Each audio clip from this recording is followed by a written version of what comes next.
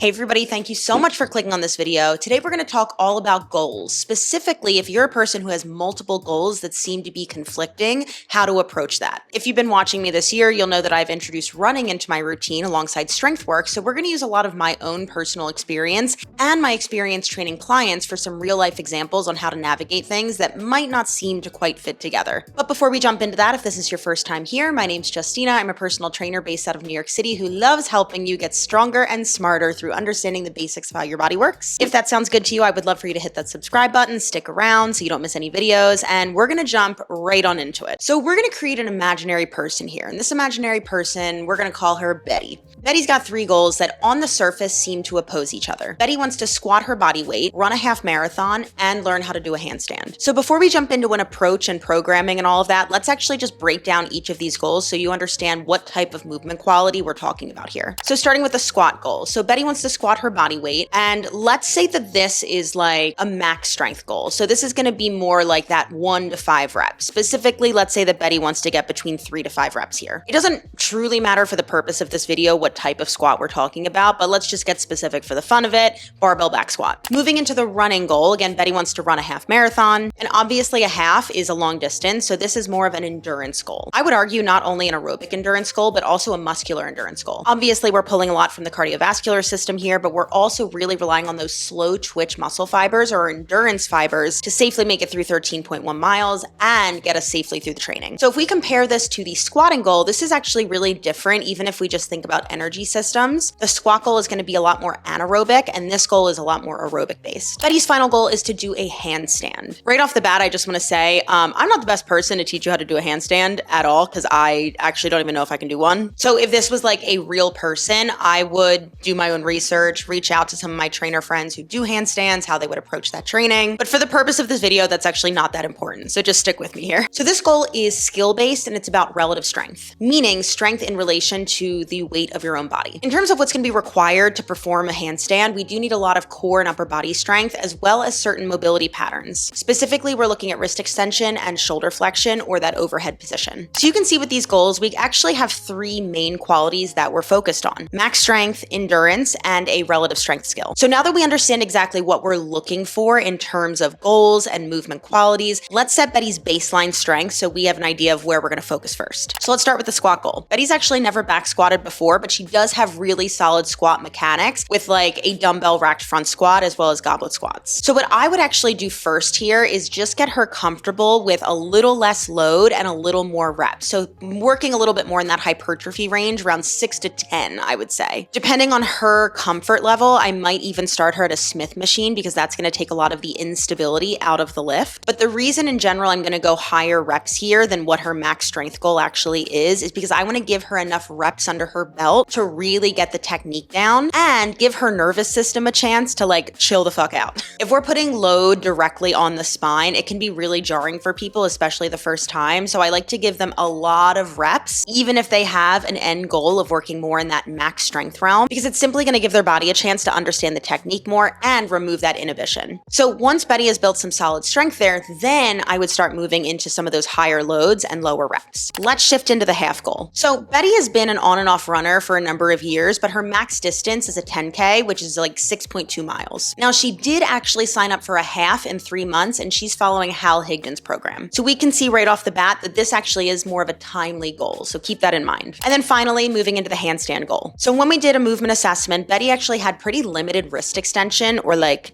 disposition. And we're going to want to solve that before we actually move into specific handstand drills. The reason for that is because if you don't have full passive wrist extension, I'm not going to force you into that position and then put your body weight on top of it. It's asking for injury. And I think this is a better opportunity, especially since we have a number of different goals to increase the range of motion at that joint. And then we can start focusing a little bit more on putting our body weight on top of it. And in the meantime, there are plenty of things that we can do to help strengthen the shoulders and the core. All right, so we have our goals specified. We understand what our baseline is for each of those specific goals. Now we're going to talk programming. And we're going to break this up into a few different training blocks. And that's kind of the key when you're training multiple goals, especially if they are kind of opposing. If you take anything from this video, I just want you to understand that there's no rush with training these things, unless you have a timely goal like Betty's running the half. But what I want you to think about is when you have like competing or opposing goals, thinking of it as which one is in the spotlight and which one is in the wings. That was very theater kid of me. Or I like to think of it this way. Let's think of it like we're in a car. Something's in the driver's seat, something's in the passenger seat, something's in the back seat. So in our first block here, this is how I would arrange Betty's car. We're gonna put the half in the driver's seat because that's timely. We've got 3 months to get her there. We're gonna put the squats in the passenger seat because she's already got pretty good squat mechanics. We're really just building that baseline strength. It's also gonna support our half training goals, which we'll talk about in a moment. And then we're gonna put the handstand goal in the back seat until we can gain a little bit more wrist extension. So let's build out our first block. And simply because we know that we have 3 months to get Betty into this half marathon, and that's gonna be really important, we'll say our first block is 3 months. Now I'm gonna take that as like a really big training block, and we're gonna break that down, obviously, probably into 4 to 6 week chunks. But in terms of where the spotlight is or who's in the driver's seat, 3 months here. Let's start with the half because she's in the driver's seat. That's our primary focus. So again, Betty's max distance so far, max mileage, is 6 miles, and we have to over double that in 3 months. So that's why we're really prioritizing this as our main focus. Obviously, she's following a specific run training program, but I'm gonna keep checking in with her on how things are feeling along the way. How are the feet, the ankles, the calves, the knees, the hips, the obliques, the low back, all of that stuff. Strength training is not only going to help support these, but our big compound lifts are really gonna give us a lot of bang for our buck in terms of maintaining our strength and our muscle mass as we're doing a lot more aerobic work. I also think it's important to prioritize these big compound lifts when we're doing things like increasing mileage, because we don't want to create a lot of excess fatigue, especially on the lower body and the nervous system in general. So we're going to be really efficient with our exercise selection. Squats,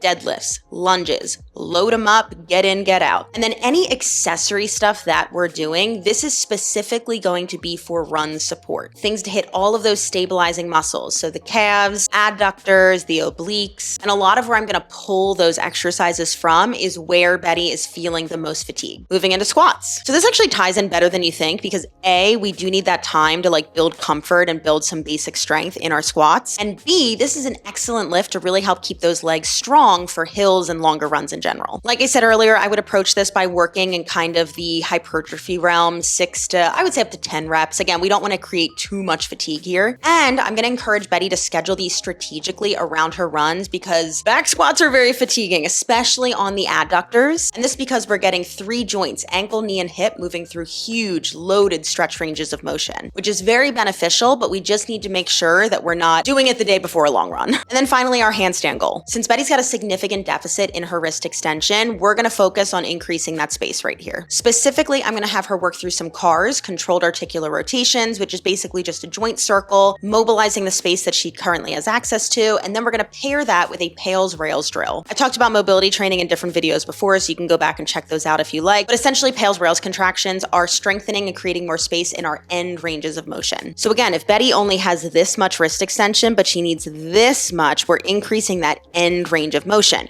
We also want to make sure that we're strengthening it so that when we put our whole body weight on top of it, it's not more force than she can handle. And then I'm also just going to make sure that we do have an upper body day or some upper body work in our strength split, because strengthening the shoulders and the upper body in general is really going to help with that handstand goal. Whew. All right, let's move into block 2. So block 2, the half is done. So we're going to move half marathon training to the back seat because the training's over. Now Betty's just kind of more focused on running for fun, keeping up some mileage, and she'll run a few times a week. So we're going to move our main focus into back squats. So squats are moving to the driver's seat. Now some of this depends on like how high up in weight we got Betty with her squats, but we spent 3 months here, which is a solid amount of time. So now we're going to focus a little bit more into that max strength realm of 1 to 5 reps. There's a lot of ways we can approach this. And again, I think this kind of comes down to the individual. We can just literally go into like working a nice 5x5. We can do 4x4. Sometimes with clients to kind of ease them into that heavier set, I like to do like 8 reps, and then 4 or 10, 10, 5. But the main point here is that this is taking the driver's seat and there's a lot of different ways that we can move into that max strength realm. It really kind of comes down to like where we've built up to. Then moving into our handstands, this is coming into the passenger seat. 3 months is a solid amount of time to build more space in a joint. So we're going to assume that Betty's got her full wrist extension now. So we're going to start adding some handstand drills into our strength days. Like I said, I would have to do some research and chat with some of my trainer friends who actually train handstands to get some ideas on what this would look like. But for the purpose of this video, I think the bigger takeaway takeaway is like where we're shifting things when. And then finally, we're gonna move into a third block just so we can rotate our car around one more time. In terms of like where squats and where running is, I think this kind of depends on where Betty wants to move into, but the big takeaway here is that we can move handstands into the driver's seat. Maybe let's say Betty has a handstand for 5 seconds and now she wants to increase it to 45 seconds. Truly the best way to get better at a skill, especially when it's like a relative strength drill, is just to practice. So what we're gonna do in this block specifically is increase the number of times a week she is practicing handstands. And not only handstands, but handstand related drills. So